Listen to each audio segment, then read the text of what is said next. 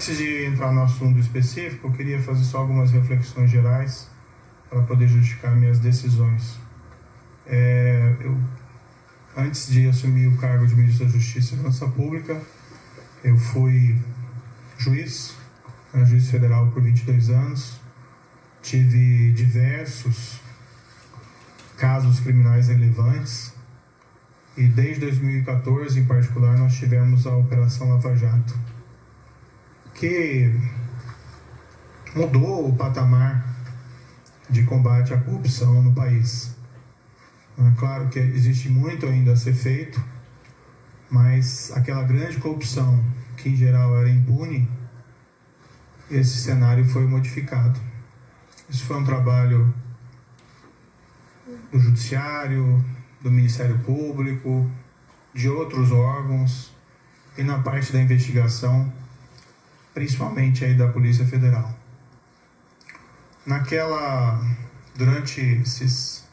Desde 2014, na Lava Jato, a gente sempre tinha uma preocupação constante de uma interferência do Executivo nos trabalhos da investigação, e isso poderia ser feito de diversas formas: troca do diretor-geral, sem que houvesse causa, troca do superintendente. Tivemos, no início da Lava Jato, o superintendente Rosalvo Ferreira, que convidei aqui para o Ministério, fazendo um grande trabalho. Depois foi sucedido pelo superintendente Valeixo, também nomeado diretor-geral da Polícia Federal, fazendo também um grande trabalho. Houve essa substituição, mas essa substituição na época foi pela aposentadoria, do Dr. Rosalvo. E, enfim, foi garantida a autonomia da Polícia Federal, durante esses trabalhos lá de investigação. É certo que o governo da época tinha inúmeros defeitos, aqueles crimes gigantescos de corrupção.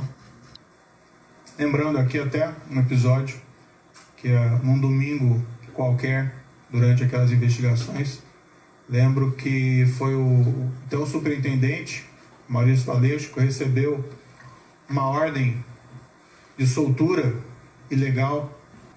É fácil repetir essa história, porque essa história é absolutamente verdadeira. E fui convidado a ser ministro da Justiça e da Segurança Pública. O que foi conversado com o presidente, foi no 1º de novembro, foi que nós teríamos um compromisso com o combate à corrupção, crime organizado e a criminalidade violenta. Inclusive foi me prometido na ocasião carta branca para nomear todos os assessores, inclusive desses órgãos, policiais, como a Polícia Rodoviária Federal e a própria Polícia Federal. Na ocasião, até aproveitando aqui um breve parênteses para desmistificar um dado, foi divulgado equivocadamente por algumas pessoas que eu teria estabelecido como condição para assumir o Ministério da Justiça uma nomeação ao Supremo Tribunal Federal. Nunca houve essa condição, até porque seria algo de aceitar um cargo de Ministro da Justiça pensando em outro. Isso não é da minha natureza. Eu disse que, como eu estava abandonando 22 anos da magistratura, contribuí 22 anos para a Previdência e perdia, saindo da magistratura, essa Previdência, pedi apenas, já que nós íamos ser firmes contra a criminalidade, especialmente a criminalidade organizada, que é muito poderosa, que se algo me acontecesse, pedi que a minha família não ficasse desamparada sem uma pensão. Foi a única condição que eu coloquei para assumir essa posição específica no Ministério da Justiça. Permito-me aqui dizer que o presidente concordou com esse compromisso. Nem foi uma condição o combate à corrupção, criminalidade violenta, criminalidade organizada. falou até publicamente que me daria a carta branca. Eu já tinha uma expertise por trabalhar, né, com polícia, como juiz, evidentemente, em relação à criminalidade organizada, e aceitei, mais uma vez, com aquele intento de realmente fazer com que as coisas evoluíssem. E minha avaliação na época é que essa aceitação ao convite foi muito bem acolhida pela sociedade. Também me via como estando no governo, como também garantidor. Claro que existem outras instituições importantes, Judiciário, Supremo Tribunal Federal, Ministério Público, mas entendi que pelo meu passado de juiz e meu compromisso com o Estado de Direito, que eu também poderia ser aí um garantidor da lei e da imparcialidade e autonomia dessas instituições. Dentro do Ministério, me permito aqui algumas reflexões, a palavra-mote tem sido integração. Nós atuamos muito próximos do comando da Polícia Federal. Isso, inclusive, foi declarado publicamente pelo próprio presidente. Houve primeiro um desejo de trocar um superintendente da Polícia Federal do Rio de Janeiro. Sinceramente, não havia nenhum motivo para essa substituição. Mas conversando com o superintendente em questão, ele queria sair do cargo, por questões exclusivamente pessoais.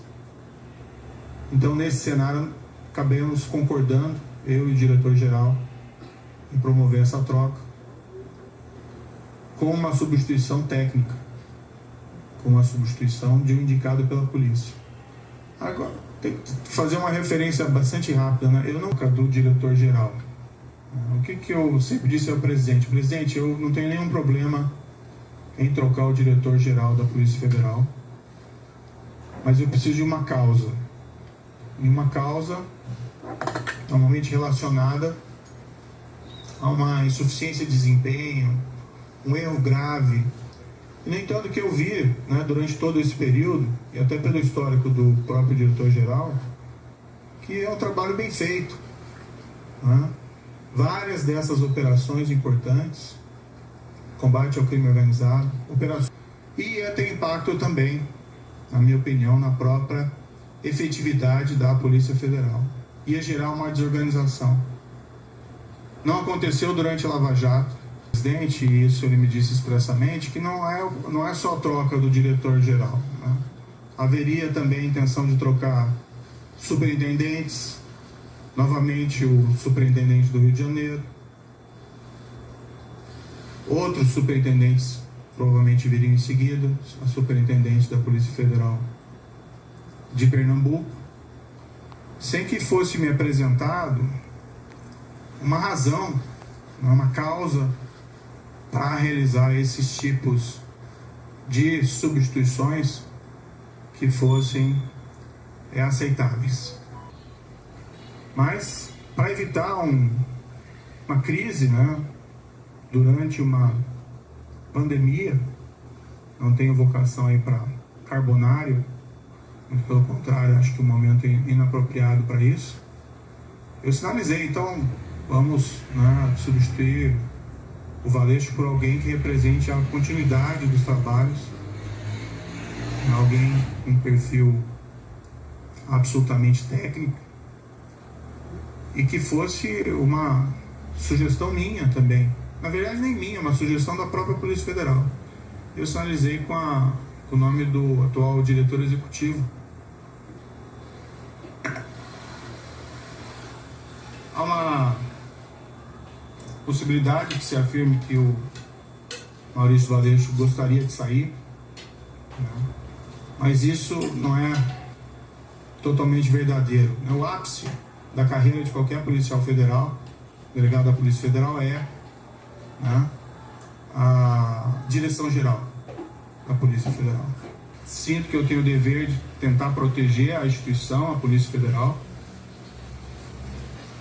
E por todos esses motivos, eu busquei uma solução alternativa para tentar evitar aí uma crise política durante uma pandemia.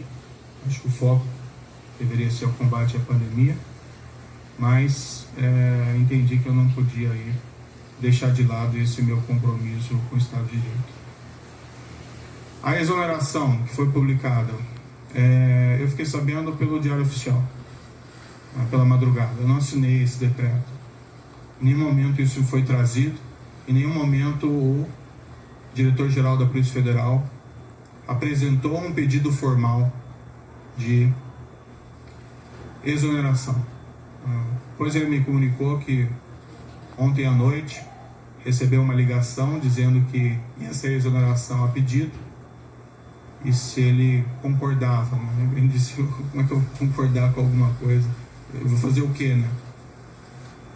Se ele já está sujeito a exoneração a pedido ou a exoneração ex officio, mas o fato é que não existe nenhum pedido que foi feito de maneira formal. Eu sinceramente fui surpreendido, achei que isso foi ofensivo.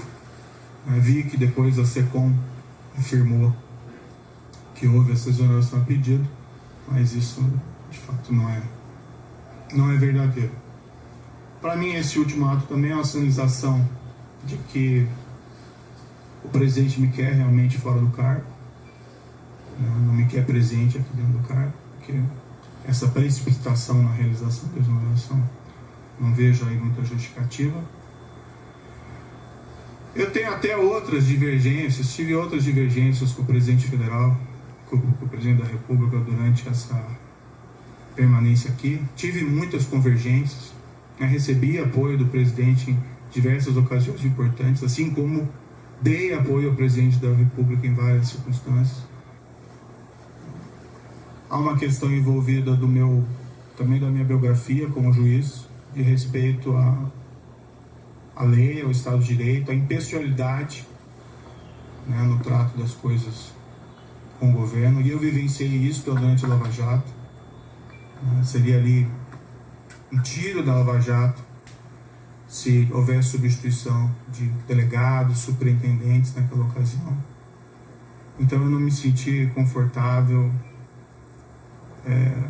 Tenho que preservar a minha biografia, mas acima de tudo eu tenho que preservar o compromisso, que foi o compromisso que eu assumi inicialmente com o próprio presidente, que nós seríamos aí firmes no combate à corrupção, crime organizado e criminalidade violenta. E um pressuposto necessário para isso, um pouco sobre o futuro, né? De todo modo, eu agradeço ao presidente da República a nomeação que me foi feita atrás. Acho que nós tínhamos um compromisso, eu fui fiel a esse compromisso.